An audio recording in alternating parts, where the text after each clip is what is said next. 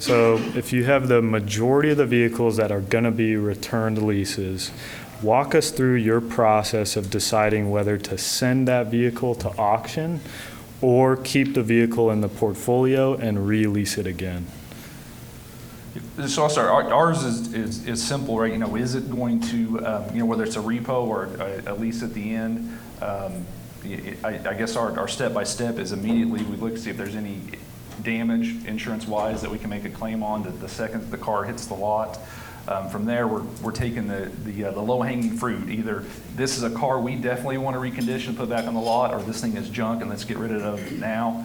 And then we kind of start working on the ones that are a little harder to decide on.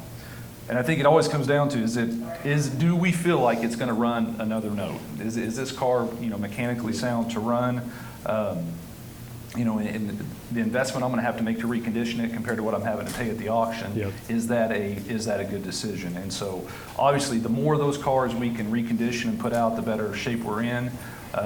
As they start getting a little more miles, we get the cars back that have 140, 150,000 miles. We don't really want to lease those.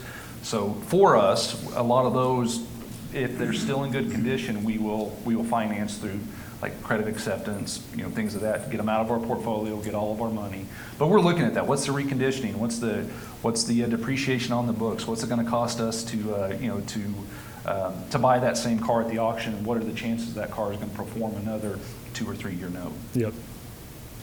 How about you, Cowboy? We walked a lot with our service director. He's got like a photographic memory. He knows every car inside and out. Yeah, we put an engine in this one 2 months ago or what have you, and it's all repossessions with us. And I mean, if it's not got too much damage, and we have a body shop, we just can't straighten the frame yet. As soon as we can straighten the frame, it won't matter about the body damage. Gotcha. And we know the cars, we won't send a whole lot to auction. We just bought a 12-acre facility, and we're going to turn it into a junkyard for parts for us to help out with that, just because the parts are so hard to get on some of these cars. Wow. Very cool. And Stan? Same as Cowboy. Okay. Junkyard, here we come, baby. I can pull up a camera and show you all a picture of my service center, and it looks like a junkyard behind it. But the main reason is it changed the game.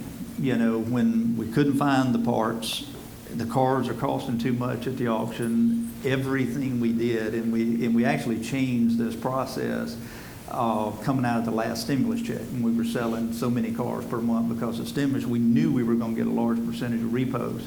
So how do we approach that, and how are we going to cash flow it? Because it's going to cost tremendously more amount of money on a monthly and even weekly basis and everything to be able to cash flow these cars versus going out and buying a fresh unit and putting it through service. And we knew it was about 4 times the recon expense, minimum, plus tying up our salvage cars, our parts cars, because we've got to sit that money, pay them off, and sit them until we part them out. But I can tell you, rule of thumb is if it's within 750-mile radius is about how the distance we purchase cars in. If it's within that radius that we can transport it back, we're bringing it home. It doesn't matter what it is, we're bringing it home. As we all know the cost of the parts, the transmission, the motors, the doors, and you just keep going down the list, and the availability of those. So we're going to strip them till there ain't nothing left. And same thing with reconning as far as a paint body, we do the same thing. We sub an enormous amount out to even other shops because we can't handle the amount that we've got coming through. But including Mako, we're probably 75-80% of their business in 2 of their locations. Wow.